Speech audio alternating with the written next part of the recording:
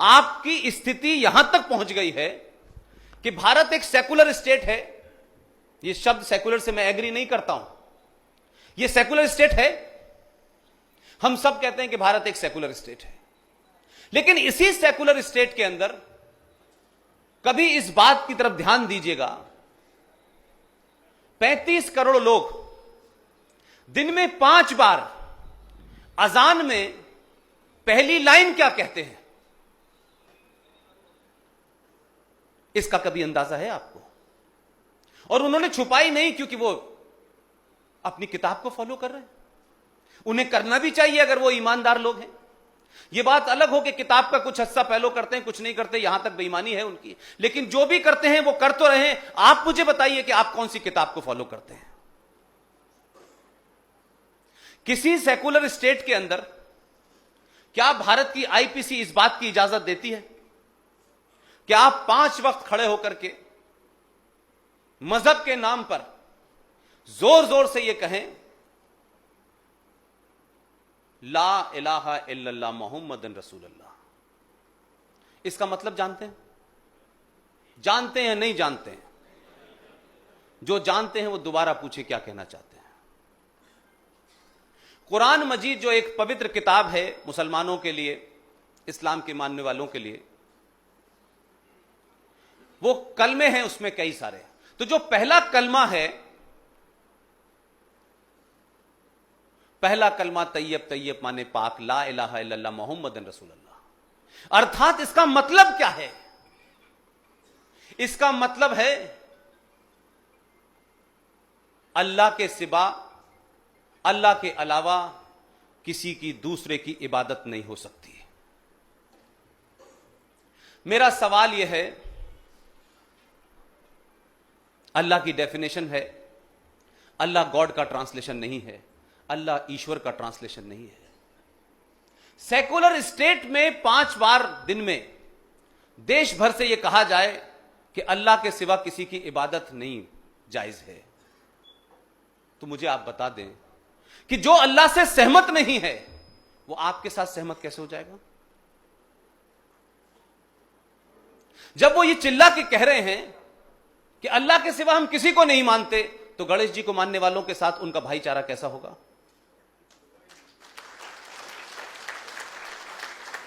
या जो लोग भगवान को नहीं मानते उनके साथ भाईचारा कैसा है? मैं गलत कह रहा हूं? तो आप इस बात को सोचें भाई कि जिन लोगों के 57 देश हैं, न वहां रामलाल हैं, न स्वामी जी हैं, न आरएसएस की बैकग्राउंड है वहां किसी के पास, न बजरंग दल का हेडक्वार्टर बना हुआ है, उन 57 देशों के अंदर जो पिछले 50 साल से खूरंदेजी चल रही है, जो कत्लो गारत चल रही है, वो किस लिए हो रही है? और अगर इस्लाम पीसफुल रिलीजन है तो पूरी दुनिया में इस्लाम ही कत्लो गारत कर रहा है भाई, और हम उसमें पार्टी नहीं है। तो आपकी समझ में शायद 2014 के बाद आया हो, लेकिन दुनिया की समझ में आ गया है, उन्होंने इलाज करना शुरू कर दिया है। आपने इलाज क्या किया 70 सालों में? पहला तो आपने यह किया कि संविधान के किसी पन्ने के ऊपर माइनॉरिटी शब्द नहीं लिखा हुआ है, लेकिन क्योंकि आपको वोट लेना है, राजनीति करनी है, तो आपने अपने समाज को वो झूठ इतना पिलाया कि इस देश में एक 92 में नेशनल कमीशन फॉर माइनॉरिटीज बना।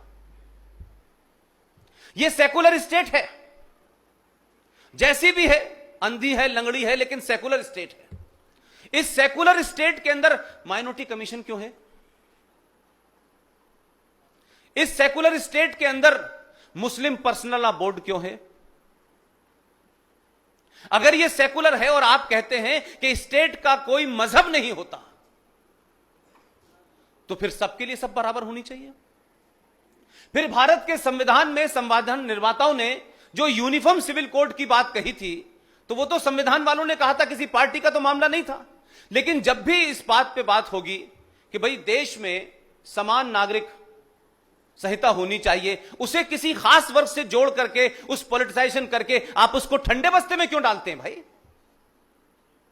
कि संविधान की कुछ चीज हम करेंगे, कुछ चीज नहीं करेंगे, और कुछ चीज करने से किसी का मजहब इंफ्लुएंस होगा तो वो ये तय कर ले कि देश मजहब से चलेगा या संविधान से चलेगा। हम तो फिर भी इस संविधान के सबसे बड़े विक्टिम हैं हम, तब भी हम ये मानते हैं कि चलिए भाई जैसा भी है इसी से काम चलाइए। लेकिन आप तो इसमें भी झूठ बोल रहे हैं, इसमें भी फर्क कर रहे हैं, और फिर सवाल ये करते हैं कि जब भी आप ऐसी बात करेंगे लोग कहेंगे देखिए साहब ये एंटी इस्लाम है, एंटी मुस्लिम है। तो कुछ लोगों ने ये नैरेटिव बना दिया है कि जब भी कोई आप ऐसी बात करेंगे वो चस्पा कर देंगे आपको कि आप मुसलमानों के खिलाफ हैं, इसलिए ऐसी बात कर रहे हैं। तो ये क्यों नहीं कहते वो लोग से संविधान बनाने वाले लोग एंटी मुस्लिम थे? ये भी कहें तो संविधान की कुछ धारा तो अच्छी है और कुछ धारा बुरी है। सुप्रीम कोर्ट के कुछ फैसले तो बहुत अच्छे हैं, लेकिन सुप्रीम कोर्ट के कुछ फैसले बहुत खराब हैं। ये नहीं होगा भाई इस देश में। संविधान मानना है तो पूरा मानो, और नहीं मानना है तो बिल्कुल मत मानो। कि आप इस देश में ऐसे काम जो इस देश की सभ्यता से, जो इस देश की सिविलाइजेशन से कहीं मेल नहीं खाते, जो यहां की जीवन क्रिया का हिस्सा नहीं है, लेकिन आपके मजहब की किताब कहती है, शरिया कहती है, हदीस कहती है, तो भाई वो अपने घर में रखिए। उसके तहत आप क्या चाहते हैं कि तलाक का कानून, शादी का कानून, बच्चे कितने हों इसका कानून, इसके लिए तो हमारी पर्सनल लॉ बोर्ड बनाएगा नियम, और आईपीसी क्या होनी चाहिए इसके लिए हम संविधान को मानेंगे। तो जो लोग शरिया की मांग करते हैं इस देश में कि शरिया नाफिज होना चाहिए, मैं उनके चेहरों का मुखौटा उतार के आपके सामने रखना चाहता हूं। शरिया वही नाफिज हो सकती है जो इस्लामिक कंट्री हो, जो इस्लाम से चलती हो, जिनका संविधान पीछे हो और इस्लाम से सारे फैसले हो, वहां शरिया की बात उठाना जायज है। जिन लोगों ने भारत के संविधान की शपथ ली है वो शरिया से इस देश को नहीं चला सकते हैं। और थोड़ी देर के लिए मान भी लें कि एक तत्कालिक व्यवस्था बना दी गई है कि चलिए भाई ये 30-35 करोड़ लोग हैं, ये शरिया चाहते हैं, उस शरिया के साथ भी ईमानदार मुसलमान नहीं है। अगर शरिया चाहिए तो पूरी शरिया लो, हाथ कटेंगे तो आईपीसी, शादी करेंगे तो मुस्लिम पर्सनल लॉ बोर्ड। तो कुरान की आड़ में आप ये मत बताइए इस देश को, यहां तक तो कुरान मानेंगे और यहां से फिर रास्ता बदल लेंगे। जो चाहिए 100% लो। मैंने कहा संविधान मानते हैं तो मानिए, नहीं तो कह दिए हम संविधान को नहीं मानते। आप कहिए हमें शरिया चाहिए, तो मैं कहता हूं इस देश के सरकार से पूरी ईमानदारी से पूरे देश के मुसलमानों के ऊपर शरिया लागू कर दी जाए। कल से पूरे देश के मुसलमानों पे कोई जोर जबरदस्ती नहीं है। जो मुसलमान है वो कन्वर्टेड है, कहां से आया कैसे आया उस बहस पे छोड़ दें। उनकी सारी जिंदगी सुबह से लेकर शाम तक शरिया से चलेगी। मुझे पूरी उम्मीद है, जितना शरिया का अध्ययन और हदीस का मुझे है, सुबह अनाउंस करेंगे, शाम तक आधे लोग कहेंगे कि हम वापस घर आना चाहते हैं।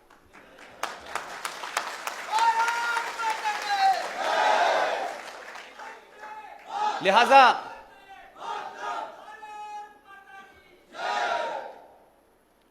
आप समस्या को समस्या की तरह कन्फ्रंट करें। युद्ध के मैदान में बांसुरी नहीं बजाई जाती है। जब बांसुरी बजाने का समय हो तब बांसुरी बजाइए। लेकिन आपके समाज को आदत पड़ गई है कि वो हर बात बांसुरी से ही सॉल्व करना चाहता है। ऐसा नहीं होता।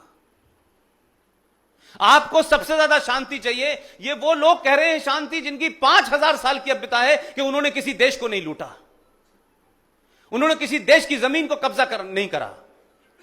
जिन भगवान राम की बात हम सुबह से शाम करते हैं, उस आदर्शवाद की बात करते हैं, वो भी लंका गए थे अपनी पत्नी को छुड़ाने के लिए। श्रीलंका से 10 पैसे का सिक्का लेके नहीं आए थे।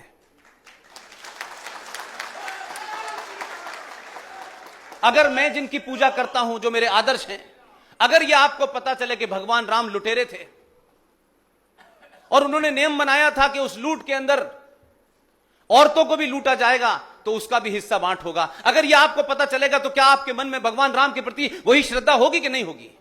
उसमें आप कमजोर पड़ जाएंगे। आप रामचंद्र जी, जब तक रामचंद्र जी थे, जब जंगल में गए, पूरी दुनिया को घूम करके जब वापस लौटे, तब मर्यादा पुरुषोत्तम राम बने। उनको बस बस बस बस भाई साहब, श्री राम कहने से कुछ नहीं होगा, आप सुनने देना, ये तो आप दिन भर देते हैं। मैं सिर्फ कहना चाहता हूं कि उस आदर्श को देखिए, ये आपके डीएनए का हिस्सा है, क्योंकि आप अभी भी अपने आप को उनसे मानते हैं। यह बात अलग है कि 1000 साल के कालखंड की वजह से आप अपनी पूरी सभ्यता को भूल गए, पूरी पहचान को भूल गए, और आपने एक दूसरी चीजों से अपने आप को इक्वेट करना शुरू कर दिया। तो जिन लोगों ने यहां आए थे वो इस काम में सफल हुए कि जो लोग इतनी ऊंचाई पे बैठे थे, ये बिल्कुल वैसे ही है कि आप किसी रिक्शे वाले के साथ जा रहे हो और एक मुकाम पे जाके रिक्शे वाले से आप इतनी बहस करने लगे और इस स्तर पे उतर आए कि रिक्शे वाला पहले तो वो अपने स्तर पे आपको उतार ले और फिर तबीयत से धुन दे आपको। आपने अपनी सभ्यता को उन बोनों के सामने ऐसे सरेंडर कर दिया। लिहाजा आपके मालूम है क्या होता है? मंदिर भगवान का घर है, मस्जिद अल्लाह का घर है। इससे बड़ा कोई झूठ हो सकता है? अल्लाह कोई ऐसी चीज नहीं है बकौल इस्लाम के कि वो कहीं रखा हो। मस्जिद में कुरान शरीफ रखा नहीं जा सकता। मस्जिद को आपने मंदिर के इक्वेट कर दिया, इसलिए कि आपको पता ही नहीं कि मंदिर क्या है और मस्जिद क्या है। क्योंकि यह कहना बड़ा अच्छा लगता है कि इससे वोट मिल जाते हैं, कुछ लोगों को सिवैयां खाने चले जाते हैं ईद पे। इससे ज्यादा कुछ नहीं है ये फ्रॉड। आज भारत की सुप्रीम कोर्ट कह रही है ये बात। ये जब मैं 5वीं क्लास में था तब भी जानता था, और आज आपके पास इंटरनेट है, पूरी दुनिया में सब सारी इंफॉर्मेशन आपके पास है। प्रॉफिट मोहम्मद साहब जिस मस्जिद में, जिस कम्युनिटी हॉल में जिन्होंने नमाज पढ़ी, वो तो सबसे ज्यादा मुकद्दस और पवित्र होनी चाहिए थी बकौल आपके। हम तो फिर भी कहते हैं कि भाई आपके प्रॉफिट हैं, उन्होंने नमाज पढ़ी जिस जगह पे, वो बड़ी मुकद्दस जगह है, पवित्र जगह है। उसको सऊदी अरब ने बरसों पहले तोड़ दिया, क्योंकि मस्जिद इस्लाम में इस्लाम का पवित्र श्राइन नहीं है, कोई पवित्र जगह नहीं है। नमाज पढ़ने की जगह है जिसे कहीं भी पढ़ा जा सकता है। इसलिए हिंदुस्तान के मुसलमान मक्का और ईरान इराक के मुसलमानों से ज्यादा बड़े मुसलमान हैं। पूरा झूठ फैलाया हुआ है यहां से लेकर पाकिस्तान और बांग्लादेश में, फुल पूरा चरम पे झूठ चल रहा है। सऊदी अरब जो हरमैन शरीफ का केयर टेकर है, उस इलाके का जिस जगह मक्का बना हुआ है, उन लोगों ने वहां कोई कब्र नहीं छोड़ी। मोहम्मद साहब की कब्र तक मना कर दी गई। मोहम्मद साहब ने अपने जीवित रहते हुए कहा कि न मेरी कोई तस्वीर होगी, न मेरी कोई मजार होगी, न कोई कब्र बनेगी, न मेरी पूजा होनी चाहिए। ये वो कह के चले गए। ये मैं नहीं कह रहा, उनकी किताब कहती है। और अगर मोहम्मद साहब की कब्र होती तो आपको लगता है मुसलमान मक्का जाते, कब्र पे जाते ना? तो ये जो मस्जिद है जिसको भारत में बार बार आपको डराया जाता है, मस्जिद शहीद हो गई, मस्जिद नहीं हट सकती। एक दीवाना जो है जोकर इलाहाबाद, वहां का, हैदराबाद का, रोज कहता है अल्लाह का घर। अभी अभी उसने बयान दिया है झूठे ने, वो आपको डरा रहा है लेकिन अपने लोगों से झूठ बोल रहा है। और उसके कैसे लोग मुसलमान हैं जिनका मुसल्लत ईमान है, वो उसकी बात को क्रॉस भी नहीं करते, बोलते नहीं हैं, क्योंकि इस्लाम, कुरान, हदीस, शरिया इस हिंदुस्तान में पॉलिटिकल वेपन बन चुके हैं। इनका जितना इस्तेमाल करोगे ये लोग डरेंगे, और आपको डराया 700 साल से। इसलिए आपने हर उस चीज को जिसको आप तर्कों पे काउंटर कर सकते थे, आपने किया नहीं, क्योंकि आप पढ़ते लिखते हैं नहीं। आपको जो प्रवचन दे दे वो बता देते हैं।